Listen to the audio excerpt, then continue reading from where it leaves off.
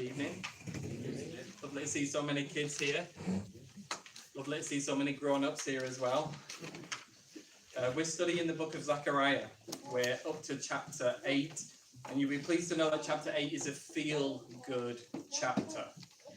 It's a chapter that talks about the restoration and transformation of that community coming back to Jerusalem from captivity. And perhaps it also speaks a little bit about the great restoration that God is going to bring about in the creation at the end of the age. And kind of more broadly and maybe figuratively, we could say, it gives us a vision of a community living under God's blessing. It's a chapter that speaks about God being present with his people and his people being faithful towards God and dwelling in unity and loving justice and peace and living with integrity. And as they live this blessed life together, people are drawn to them. And the nations around want to come to Jerusalem because they say, God is amongst you. There's something different about you. We want to see what's happening. We want to taste of this goodness. It's a wonderful vision. It is a feel-good vision. It's also feel-good because there's no abstract, difficult visions in this chapter for us to get our heads around. It's plain speaking. And yet there is a bit of complexity to it. And I think that maybe came across in my convoluted introduction where I've said it could mean this, it could mean this, it could mean this. I've given you kind of three options or three ways of interpreting this chapter. And that's maybe the issue that's inherent in prophecy, right? We often read a chapter and think, well, who does this relate to? And what time does this relate to? And what's its relevance for us right now? And I think that's what I want to wrestle with a little bit tonight. So as Hannah comes up and reads the chapter, I want you to think about that. Who's God speaking to? And this vision of this blessed community, who does it relate to? Does it relate to Israel at the time? Is it speaking about things that are going to come in the future? To whom does it relate? And what's its relevance for us now? But I also want you to think about why you come to the conclusions that you come to. So as you listen to it and think, well, I think this relates to the community at the time, or you might think certain parts relate to that community, certain parts relate to the future. How do you come to that conclusion, or why do you come to that conclusion? On what grounds are you determining what relates to Israel at the time, what relates to the future, or what is more figurative? How are you figuring that out? So Hannah's going to come and read in a lovely southern accent.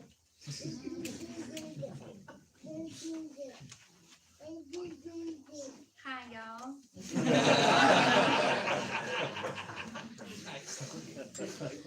Zechariah chapter 8.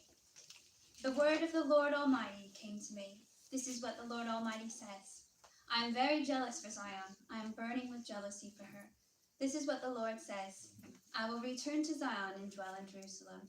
Then Jerusalem will be called the faithful city, and the mountain of the Lord Almighty will be called the holy mountain. This is what the Lord Almighty says. Once again, men and women of ripe old age will sit in the streets of Jerusalem, each of them with cane in hand, because of their age. The city streets will be filled with boys and girls playing there. This is what the Lord Almighty says. It may seem marvelous to the remnant of this people at that time, but will it seem marvelous to me, declares the Lord Almighty. This is what the Lord Almighty says. I will save my people from the countries of the east and the west. I will bring them back to live in Jerusalem. They will be my people, and I will be faithful and righteous to them as their God. This is what the Lord Almighty says. Now hear these words. Let your hands be strong so that the temple may be built. This is also what the prophets said who were present when the foundation was laid for the house of the Lord Almighty. Before that time there were no wages for people or hire for animals. No one could go out about their business safely because of their enemies, since I had turned everyone against their neighbor. But now I will not deal with the remnant of this people as I did in the past, declares the Lord Almighty. The seed will grow well, the vine will yield its fruit, the ground will produce its crops, and the heavens will drop their dew. I will give all these things as an inheritance to the remnant of this people. Just as you, Judah and Israel, have been a curse among the nations, So I will save you, and you will be a blessing. Do not be afraid, but let your hands be strong. This is what the Lord Almighty says. Just as I had determined to bring disaster on you and showed no pity when your ancestors angered me, says the Lord Almighty, so now I have determined to do good again for Jerusalem and Judah. Do not be afraid. These are the things you are to do. Speak the truth to each other, and render true and sound judgment in your courts. Do not plot evil against each other, and do not love to swear falsely. I hate all this, declares the Lord. The word of the Lord Almighty came to me. This is what the Lord Almighty says. The fasts of the 4th, 5th, 7th, and 10th months will become joyful and glad occasions and happy festivals for Judah. Therefore, love truth and peace. This is what the Lord Almighty says. Many peoples and the inhabitants of many cities will yet come, and the inhabitants of one city will go to another and say, let us go at once to entreat the Lord and seek the Lord Almighty. I myself am going. And many peoples and powerful nations will come to Jerusalem to seek the Lord Almighty and to entreat him. This is what the Lord Almighty says. In those days, 10 people from all languages and nations will take firm hold of one Jew by the hem of his robe and say, let us go with you, because we have heard that God is with you.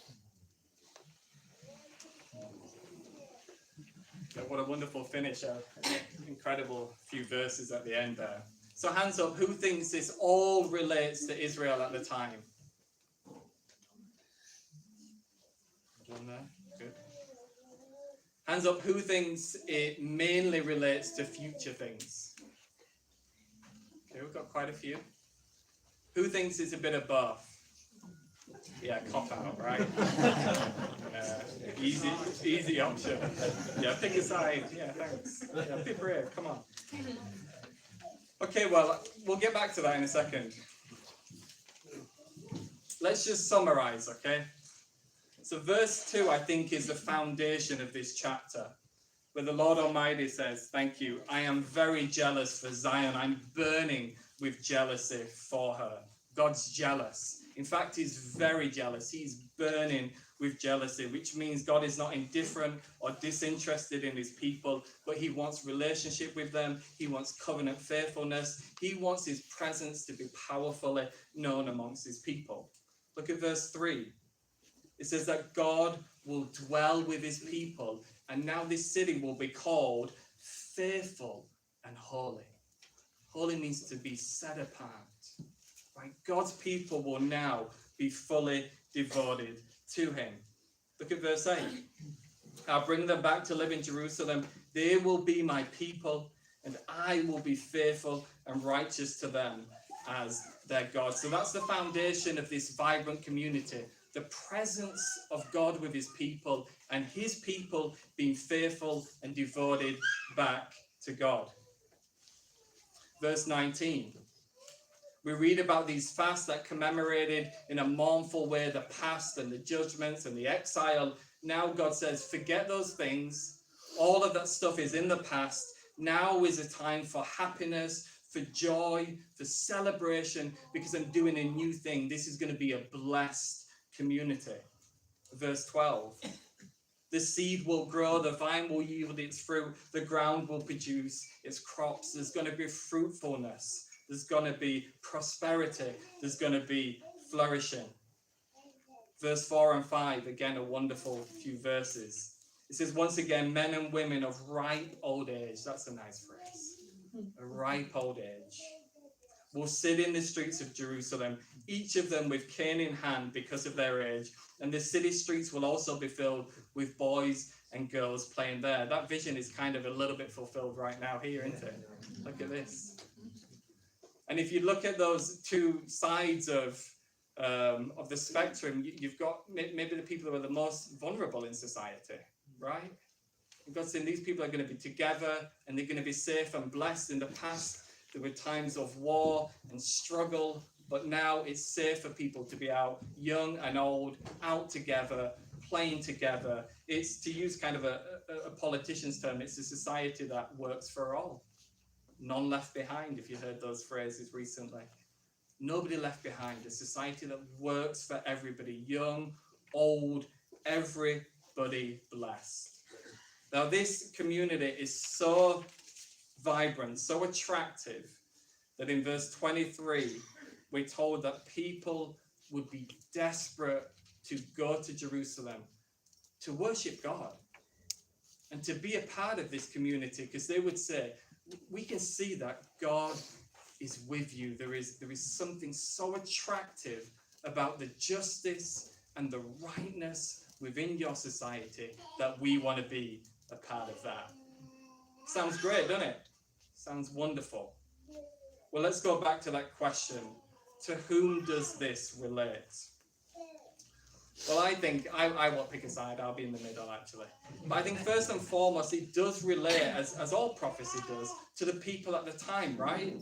There's lots of references to God blessing his people who return, to the rebuilding of the temple, to a fruitfulness amongst them. And actually, in the book of Zechariah, the first 8 chapters are more focused on Israel at that time. The later chapters seem to move on to more of the futuristic, messianic kind of timing. I think there is also grounds to say that some of the language, it does kind of match the language we use to speak of the end times, right? If you think of Revelation 21 and the vision of the new heaven and the new earth and that language of God dwelling with his people and being amongst them, there's a lot of parallels here as well. And that's lots of people's views, that some of you here hold to that view, that really this chapter is about a restoration that has not yet happened, that is going to happen in the future. And to be honest, in some respects, I feel more comfortable with that application. I feel like that application is easier. And that's not because I have a really strong conviction, eschatological conviction about this passage. But I think as we read this, about this society, about this community, it seems unrealistic, right? It seems utopian. It seems just improbable, right? And if you think of Israel at the time, did this really happen? Did this vibrant community happen? If we try to pull it down to our times now, could this really happen amongst us? Could there be such justice and rightness and faithfulness to God amongst us at Sunbridge Road? Can we really see these kind of communities in a fallen world? And that makes it easier for us to kind of say that I think this is just really about future restoration, about something that God is going to do in the future. We can be quite pessimistic about the chances of this being a reality amongst us. Well, interestingly, that's what I think the people hearing this message at the time felt. So there's a really key verse in verse 6. And it's a little bit hard to interpret, I think, in the NIV, but I'll read the NIV and then I'll read a couple of other verses for you. It says, "This is what the Lord Almighty says. It may seem marvelous to the remnant of this people at that time, but will it seem marvelous to me?" Now let me read a different version. The NASB says, "If it's too difficult in the sight of the remnant of this people in those days, will it also be too difficult in my sight?" I'll read the Amplified version. "If it's difficult in the eyes of the remnant of this people in those days in which this comes to pass, will it also be difficult in my sight?" What God is saying is, this seems difficult to you. You feel that this is not going to happen, but this is not difficult for me to bring about. So if you think about the context into which Zechariah is speaking, they're struggling to finish the temple, to build the temple. Even as it's going up, people are disappointed, saying, it's nothing like the old temple. It's not that good anyway. The walls aren't built yet. It's going to be years before they've got protection around them. There's opposition all around them. Most people have not come back to Jerusalem. They're low in numbers. They don't have the finances to do it. They've been struggling to do it for years. And then Zechariah comes in and says, God says there's going to be this incredible society built here, full of justice, the presence of God, and you're going to really flourish. And people's response was, really? Is this really going to happen? And that's when God comes in and says, I know this seems difficult to you, but I'm able. And the reason I asked that question at the beginning of why do you determine if this passage is for now or for the future? I think some of you might have convictions about how you interpret prophecy. But for a lot of us, I think we would push this to the future because we don't really believe that God can transform a society like this now. It seems utopian. Would say, what can this flourish in this kind of a society really be a reality? And yeah, I think that's the point of this chapter.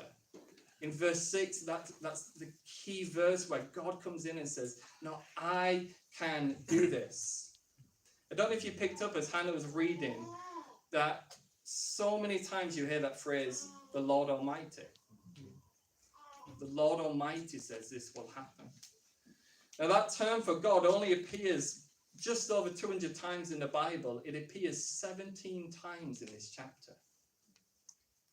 God's saying, I am the Almighty One. I can do this. Don't doubt me. I can do great things. And I think this chapter is about whether or not we believe God can do great things amongst us. Whether we believe God can really transform individuals and transform communities and bring a group of people to this place where they are faithful to Him, they are living right, and there is justice and rightness in relationships. Do we believe that God can do that today? Yes, I do think that passage has references to the future. I do think it has references to Israel at the time. I do think it's a picture of God's heart for His people. This is God saying, this is what I want communities to be like. This is my best for you. This is what I want for you. And if you're willing to go on the journey with me, I am able to bring this about. Now, it's not about naive optimism, right? Because I think we're a group of sinners gathered together. And we're never going to be perfect. And there is that dynamic of the kingdom, it's current, but it's not yet fulfilled. There's always that tension, right? Revelation 21 is not a present reality, and yet these principles really can be experienced amongst us.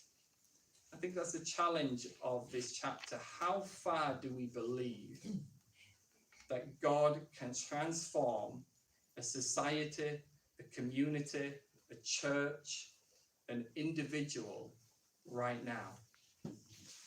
Do we believe that God could so change a group of people that as they walk to church, people would be grabbing their clothes and saying, let me come with you? There is something that I desperately want that you guys have. Do we think God can do that? So that's the question for us tonight as we turn to one another in our groups. Two questions.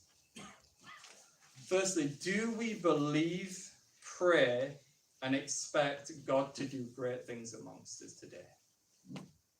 Do we believe that? How optimistic do we feel as we hear this chapter? Secondly, what would we have to look like for non-Christians to be desperate to be a part of what we're doing? What would we have to look like? What would there have to be amongst us for people in Bradford to be flocking here?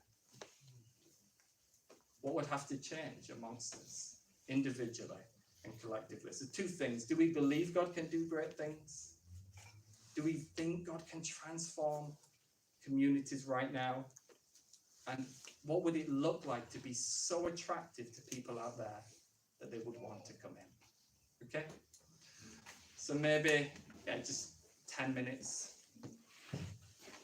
Go for it.